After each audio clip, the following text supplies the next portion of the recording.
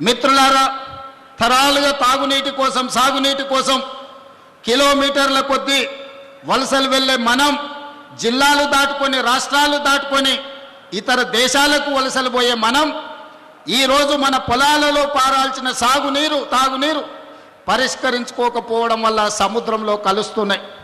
అందుకే ఈనాడు డీకే శివకుమార్ గారు ఆహ్వానం మేరకు సిఆర్ పాటిల్ గారు, చంద్రబాబు నాయుడు గారు, నేను 3 రాష్ట్రాల ప్రతినిధులం ఏది ఏమైనా సరే ఈ సమస్యకు శాశ్వత పరిష్కారం చూపించాలి.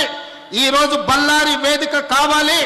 ఈ తుంగభద్ర డ్యామ్ నది ఒడ్డున శాశ్వతంగా ఈ సమస్యలకు పరిష్కారం చూపించాలని ఈరోజు ఒక ఆలోచనతోని ఒక పట్టుదలతోని మేము ఇక్కడికి రావడం జరిగింది. మా చర్చలు ఒక కొలిక్కి వచ్చినాయి. ఖచ్చితంగా కేంద్ర ప్రభుత్వం సిఆర్ పాటిల్ గారు ఈ సమస్యకు ఒక శాశ్వత పరిష్కారం చూపిస్తారని మేము సంపూర్ణంగా విశ్వసిస్తున్నాం. ముఖ్యంగా మా గద్వాల, అలంపూరు, పాలమూరు జిల్లా ప్రాంతంలో రాజోలిబండ డైవర్షన్ స్కీమ్కు కేటాయించిన 15.9 టీఎంసీల నీళ్లలో ఈనాడు కేవలం 5 నుంచి 6 టీఎంసీలే మా రైతాంగం వాడుకుంటున్నారు. దాదాపుగా 10 టీఎంసీల నీళ్లు మాకు రావడం లేదు.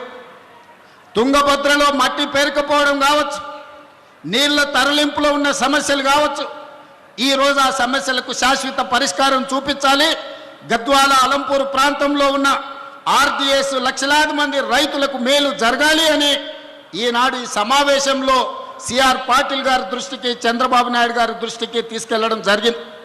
పెద్దలు డీకే శివకుమార్ గారి సూచన మేరకు మేమందరం ఈ సమస్య పరిష్కారం కోసం ఒక అడుగు ముందుకు వేసి కలిసికట్టుగా పని చెయ్యాలి అని ఈరోజు ఒక నిర్ణయం తీసుకున్నాం. ఖచ్చితంగా చరిత్రలో ఈరోజు సువర్ణ అక్షరాలతో లిఖించబోతున్నారు. నేను మొదటి నుంచి నీకు పంచాయతీ కావాలన్నా, సమస్య పరిష్కారం కావాలన్నా అంటే సమస్యలకు పరిష్కారమే కావాలి, శాశ్వతంగా రైతాంగ ఆకాంక్షలు నెరవేరాలి అని ఈరోజు తెలంగాణ రాష్ట్ర ప్రభుత్వం నిర్ణయం తీసుకున్నది.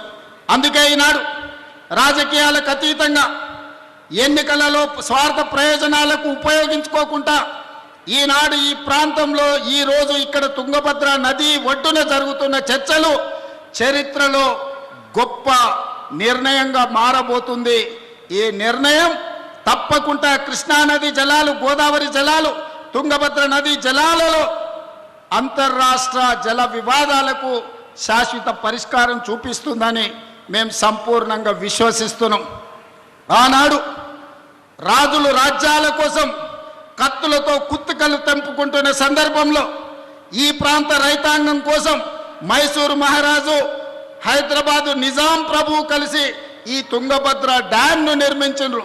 రాజ్యాలను ఆక్రమించుకునే రాజులే రైతుల కోసం ముందుకొచ్చి తుంగభద్ర నదీ ప్రాంతంలో డ్యామ్ను నిర్మించిందంటే ప్రజలు ఎన్నుకున్న ప్రజాప్రతినిధులం ఈ రైతుల కోసం అడుగు ముందుకు వేయాల్సిన అవసరం ఉంది.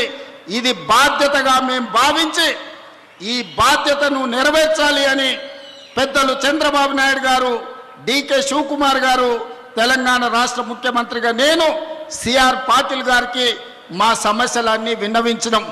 తప్పకుండా తొందరలోనే వారు ఈ సమస్యకు పరిష్కారం చూపిస్తారని మా అందరికీ సంపూర్ణమైన విశ్వాసం కలిగింది.